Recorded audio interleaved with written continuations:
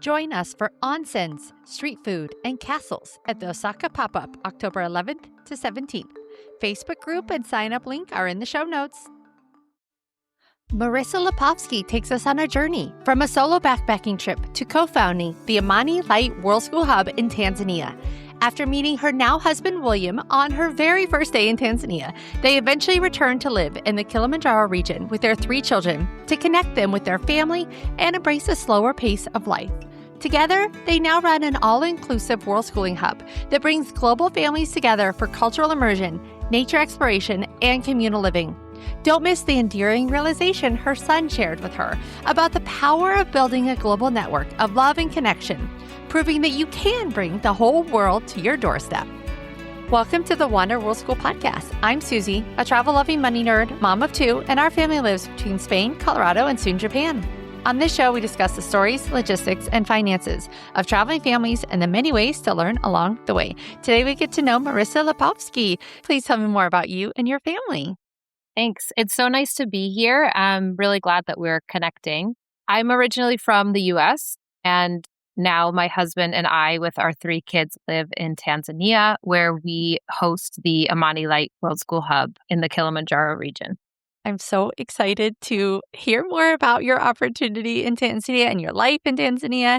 I always like to go back, though, and get to know a little bit more about you and your travel origin story. We didn't travel too much as a kid, but what got me started thinking about travel was actually reading the book Siddhartha when I was in 11th grade. It wasn't just the story of traveling, it was the story of understanding that everything is connected, we are one, etc.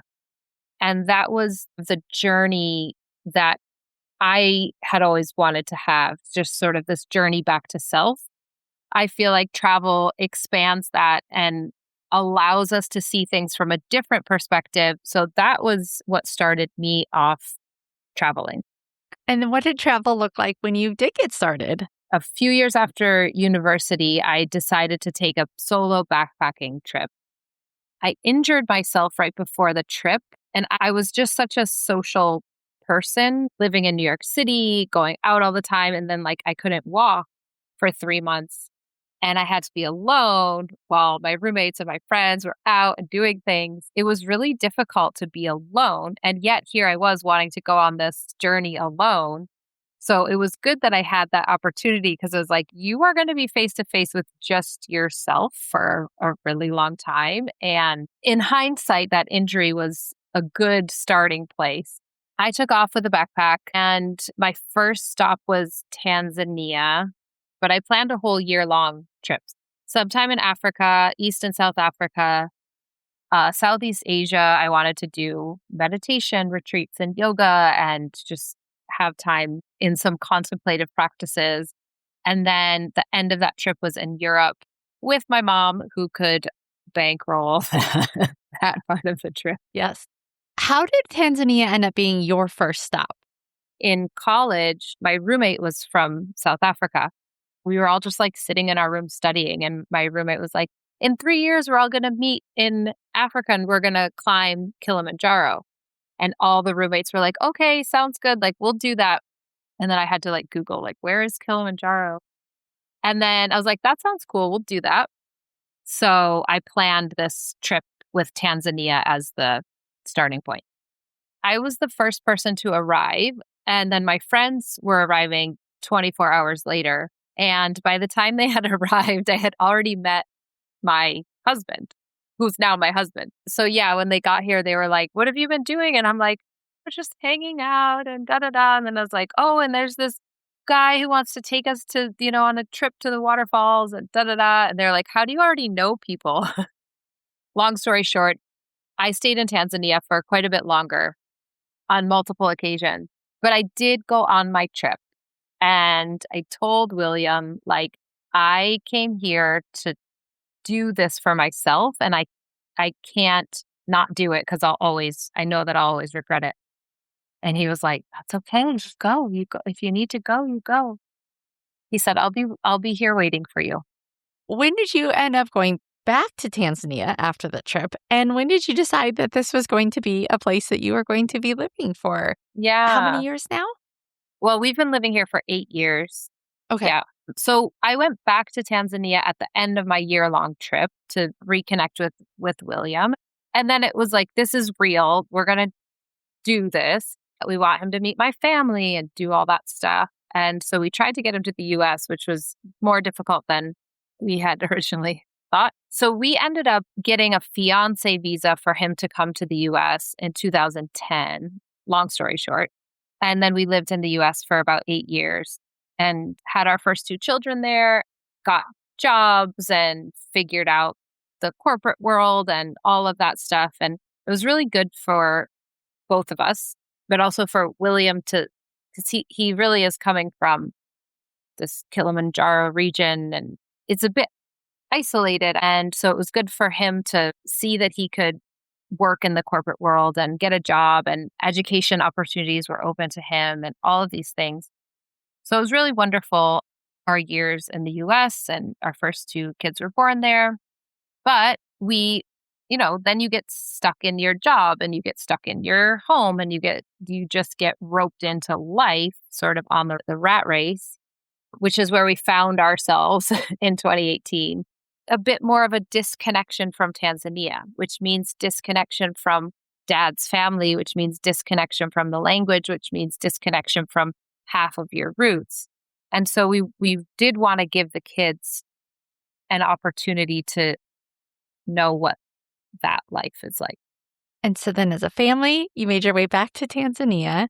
How was that transition for you, for the kids? When William and I were in Tanzania, it was like, you're freshly in love and everything's so great and it doesn't matter how you live and you can have your squatty toilet outside and you don't have to have running water. And you just we lived in this 2-room little thing and we just loved it. And then you're coming from New York City. So moving back with two children, my oldest was 5 and our now middle child was 2. So we're like, well, we're going to need a house, the bathroom inside. We're going to need a car. We also have to figure out jobs too. But for the kids, the transition was simple. It was just here we are. There's lots of playmates. They knew the language because my husband had spoken the language to them since they were born, just right off the bat, making friends, finding their way, so free and out in nature and all of that stuff. And even for me and William, we were so excited to come back here that part was easy too. I have to say it's the 8 years on where things are sort of okay, now sometimes the pole lifestyle, everything's slow, da-da-da. At first, it's not a big deal. But then after some years, you start to say, okay, how about we, get this process speeded up a little bit. Sometimes when you're somewhere new, there's magic and you have a lot more patience for things that don't always go well. But after a while, that wears off. How old were your kids when you first went back? So Ubalo was 5. He's now 13. Crazy. And Niali was 2. She's now 10. And then we didn't have Soraya. She's 4.5. She's almost 5. So cool. Yeah. But you touched a little bit on language. And remind me of what the language is that they've been hearing from dad and learning as they've been growing up. I'd also love to hear a little bit more about what education has looked like for you and your family.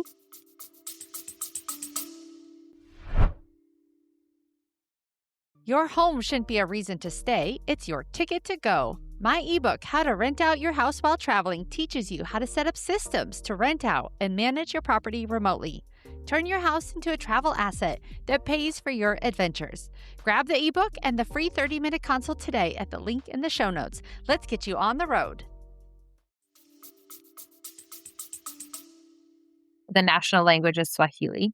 Some people have their local languages or their tribal languages that they still speak. So you'll get that. Also, part of the reason we moved here was so that we could have a little bit more freedom of schooling. When the kids are younger, we were both working full time in the US. So that's okay, so we're going to put this rambunctious 5-year-old into full day kindergarten. So we did want things to just the early childhood to go a little bit slower and be able to homeschool and go at the pace that we wanted. It depends on the year, but sometimes we homeschool the full year. I was working at the international school for a little bit, so the kids could go to school. They went to school there for a few years, but now we're sort of fully homeschooling because we also are starting to want to travel away a little bit more. So either going back to the US or traveling around other places. And so we can take our curriculum on the road, which is awesome for us.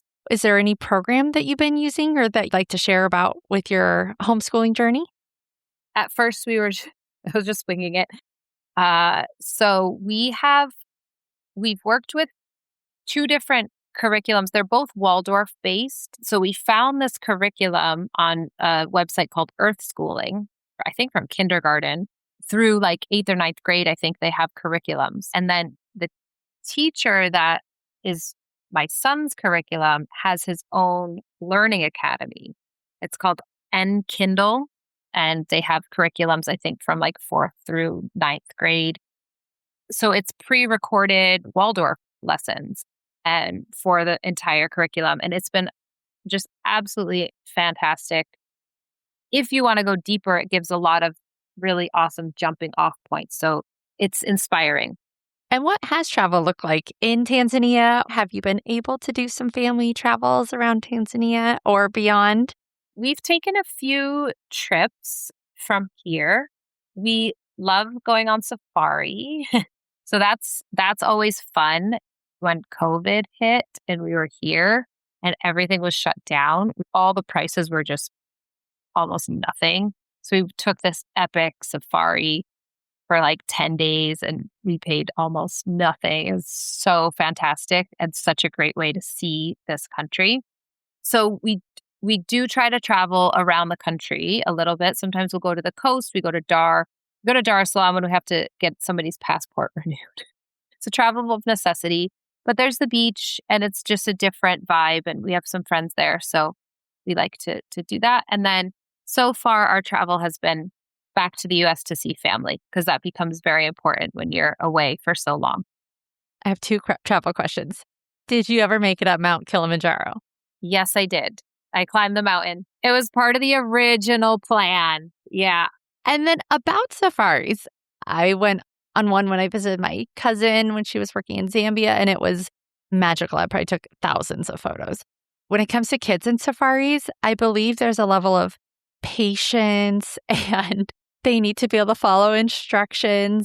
I have yet to decide what age for kids would be the best age for a safari. And I'm curious if you have any insights on that. And of course, it's going to depend on the kids and their demeanor and maybe how interested they are in it. But any advice for families that are thinking a safari could be part of their travel plans? I think short answer is it depends because you're right. And actually, the first time I went on safari, I was like, okay, we've seen enough of the zebra, and I don't need another wildebeest. People that were with us were birders. And I was like, a bird? What are we doing here? So even me, and I was in my 20s, there can be times when it can feel like it drags on. You're driving long distances. You're in the car. There's bumpy roads. I like it more now. I've done all of my meditation and mindfulness and everything. And now it's like, okay. And now I like the color of the birds. Maybe that's just something that happens in your 40s. I don't know. I think there's a meme about that. I think so. Where you like the birds all of a sudden. But kids can be just as interested in that stuff. And sometimes more so, where the 500th zebra doesn't faze them at all. It's just as amazing as the first one. For kids, there is a lot of waiting and you're supposed to be quiet when there's animals.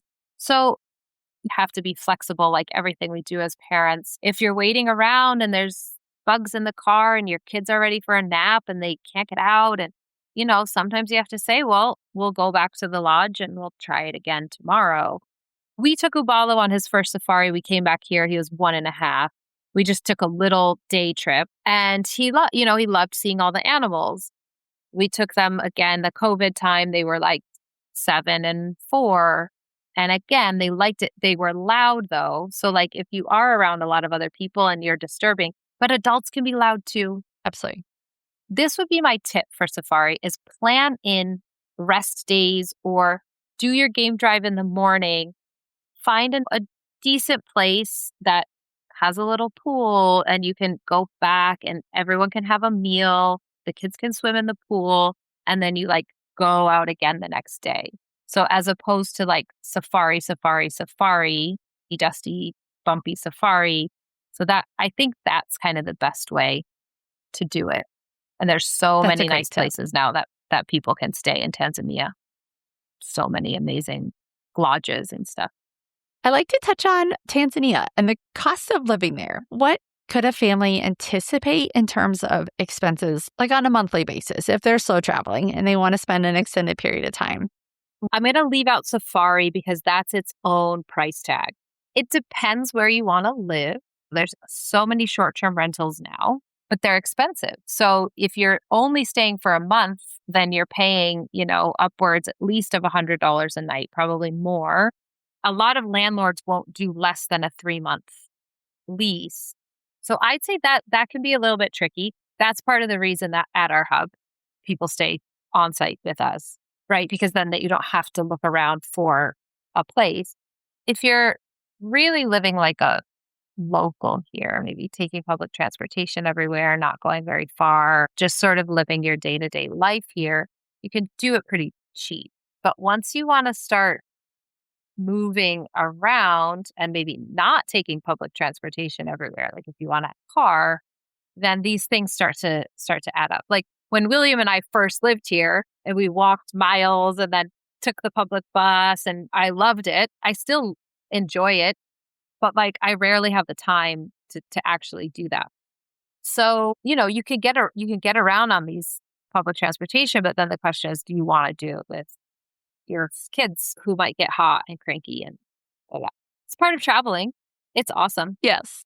But then again, if you're making your food at home and cooking it yourself, then food is, relatively inexpensive, especially if you're eating like what local people eat, like ugali and chicha and like fresh fruit and vegetables. But like, say you want a piece of cheese, it's a whole different ballgame. I think that's a good tip that the more you're willing to adapt to what the local foods are, what the local way of getting around is, the local rhythms of life, you're probably going to find that it's not as astronomical of a price as it could be if we want to bring some of those comforts from what we're used to a location that may not always have those easily accessible. So striking that balance is a good way of sustaining the lifestyle in a location. Especially with kids, we have to be aware of what their needs are. But with your hub, families get to stay at the location, which does help with the figuring out accommodation side of travel. So let's talk about Amani Light Wellness. Tell me a little more about your hub, the location, what families can expect.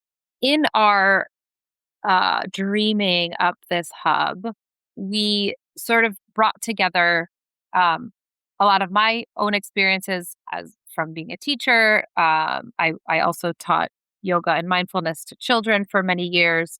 These heart skills are where it's at, I think, moving forward in this world. We bring that into our hub, and then we also bring the fact that we are here in this amazing place, surrounded by incredible nature, wildlife, and beautiful people and culture. And so we sort of meld that into one. And then also, we're a family living here. We're parents with children, and parenting is difficult no matter where you are in the world. I just feel like sometimes it's easier when there's a community around, when there's a village, when we can share in the joys and the sorrows and the difficult things and the amazing things about being parents and raising children. So we bring that all together into our hub. Being in Tanzania logistically is difficult. I think some people, they might have an idea of Africa, or sub-Saharan Africa, no, it's just too much, it's too wild, it's too whatever. It's a bit of a turnoff because it can be overwhelming. Where do you stay? Where do you go? How much does it really cost? So another thing about our hub is we do actually just sort of include everything. It's like, we're going to pick you up from the airport. You don't have to worry about even getting a taxi. One of us will be there to pick you up and bring you to our hub, and you're with us the entire time. Some people might not want that because they might want to be able to go off and explore. But we've also we explore, we go and we do things, but we're doing them together. We're all paying for the transportation together instead of this family taking that transportation and that family taking that transportation. So we are immersing ourselves in a lot of awesome activities that are not just for kids, but for the parents as well. This is a chance for families to be together, kids with the families, ideal for kids 5 and up, but of course, younger siblings can participate as well. What does a typical day look like for a family? So our hub runs for 3 weeks of activities, and then the 4th week is an optional safari because, like I said, that's another price ticket, and every family wants to do something different on safari. We have 6 different family cabins, basically, that are self-contained. And so everyone has their own room and their own space. But generally what happens every morning is kids are waking up and going to run outside while their parents are still able to have some time slumbering. They just get up to whatever. There's always it's either like a game, or they wake up and they're meeting up and they're playing, oh, let's do our bows and arrows this morning, or let's get back to that chess game that we were playing yesterday, or whatever it is that they were doing. We also have, for parents who are also up, we have yoga every morning for parents and any kids who want it as well. And then we have breakfast together. We always have a morning circle. So we always meet together. Parents can join. It's, geared towards kids because we will have our adult yoga session before, and then it's sort of kids' time to play around. We sing some songs. We get connected to ourselves. We connect with one another through different cooperative games. And then we talk about what's going to happen for the day, depending on the theme of the week. And then we go off for our activity. I'll just take the culture week. So if it's the, second Monday of the hub, we go off to the cooking class. We would drive to the local market where we take a tour of the market, see the foods, get to try some different fruits and vegetables that maybe we've never tried before. And then we go to actually my mother-in-law's house, and the kids participate in a local cooking class. So they learn to make all the local food. So ugali, banana stew, curry that we eat, and just try a bunch of different things. It's really wonderful. And again, kids are cooking 50% of the time, and the kids are playing with the other kids in the village the other 50% of the time. They come up with some game. They don't speak the same language, maybe, but they're still interacting with the children that are all around. And so that's amazing. And then the parents usually end up finishing the cooking. But honestly, that's cool for the parents too, because they want to learn how we could do this, how we could make it. Maybe we can make ugali and banana stew at home for the kids and remind them of Tanzania. And then when that is over, we all go back to the hub, I guess, the camp. If families are homeschooling, if they have curriculum, that would sort of be the time of the day when kids could do their schooling. Then we have dinner, and we always sit by the fire after dinner and look at the stars and tell stories, and kids fall asleep in our arms. And it's amazing. Yeah. Oh, that sounds like a lovely day together and get to do so many different cultural and really cool activities. And you have camps coming up, one next month in June. Yeah. Also July 13th starting, September 14th. What does the end of 2026 or 2027 look like? This year, we are doing a December hub. So after September, we'll start December 7th. Then we start another hub. It's basically the month of February. That's our yearly schedule because March, April, May are rainy season, and it's not the best time for people to come and travel here. We start again June, July, September, and then Feb. Like you said, if going to Tanzania is a little intimidating for someone, just because there is a lot to figure out, where to stay, what to do, you've created this opportunity where families can slow down and spend 3 or 4 weeks together, and also learning all the different activities and including your family. That's so cool. I love that. Yeah. So I will make sure to Yeah. link all the information so that people can check out the upcoming hubs if they're interested and reach out to you to coordinate for future opportunities. I also like to touch on the challenges and the wins. Patience is the big word for what you learn here because I'm like, why didn't it happen yesterday? And my husband just keeps reminding me, like, that's not how it works here. We're building, we're like literally building buildings for people to stay in, right? And we might have a time constraint of when something's starting, and it could go like right down to the last minute. For whatever reason, everything that's a holdup is generally like excusable because of how life works here. And so then you have to pause and breathe and just come back to the understanding that like there's so much other stuff that matters more, and being grateful for what you have. Like every day, I'm just like, I'm so glad we have X, Y, and Z. Like when it rains and it's pouring down rain, all I'm thinking is like, I'm so grateful that we have a very strong roof over our head because this rain, it's torrential rain, could destroy a home. And I'm so glad that we have a strong roof. These types of things. Mindset is really important to taking on the challenges. But what about some of the wins that you've experienced living in Tanzania? When I see my kids just like loving other kids, regardless of circumstance, it just makes me feel so good. We're here, like we live in this village and there's only compassion. And I just think it's a win for humanity, really, to be able to see your kids just like loving other people because they deserve to be loved. It's beautiful. You also shared that you went back to the US recently and you reconnected with some families that had been with the hub. I'm curious if you could share that story.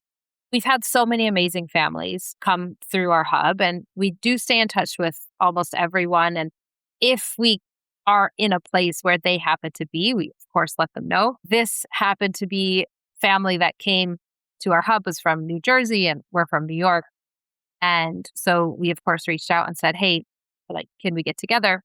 And so we met them in the city for an amazing day. We went to a film festival. And we were like eating pizza and just catching dim sum and catching up. Who were like, this is a long way from where we were like 6 months ago in Tanzania. So we got to reminisce together. We had just such a wonderful time. And as we were walking home, Ubalo said, I get it now. I understand why we do the hub because like if we didn't have the hub, we wouldn't know these people. And then we wouldn't be able to meet them here and have such an awesome day with really cool people who we love because they came to our hub.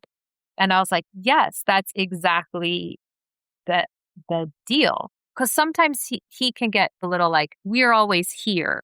And I'm like, yes, we are, but we're also building this connection. Like you now have a network of people who you are in touch with all over the world. You could call them up and be like, hey, I'm coming through. And you'd have just like a reciprocal love that would be shared with you too. I love that you can create those connections as a traveling family going to locations around the world. But if the Yeah. season of life or the where you're at involves being in one place longer, you've had this chance to open up and bring the world to your doorstep. And that's a beautiful way to still build these global connections as well. Let's wrap up with a lightning round with just a few fun questions to get to know you better. What is your favorite memorable sunrise or sunset? Sunrise in the Serengeti is just incredible. If you can wake up in the Serengeti, it is highly recommended because there's just this beautiful landscape and the sun comes up like the National Geographic sun when you're watching it. It's like this huge red sun. And it's incredible. I have to say the most amazing sunset is at our hub because we're up on this hill and it's the time when like everyone's having their showers and the kids are like winding down and parents are sitting on their porch and the sun is setting over Mount Meru, which is the view that we have from the hub. And it's just this huge expanse. And you feel like it's the end of the day and you're out in nature and it's incredible. What is the most ridiculous souvenir that you've ever bought? This was kind of like a How I Met Your Mother story. When I met William, he was working at one of these souvenir shops and he was like, I'll take you to my souvenir shop. I said, okay. And then as soon as you eye something that you think is nice and you let your eyes linger on it for too long, I'm sure everyone has this story of like souvenir shopping in some other country that they're not familiar with.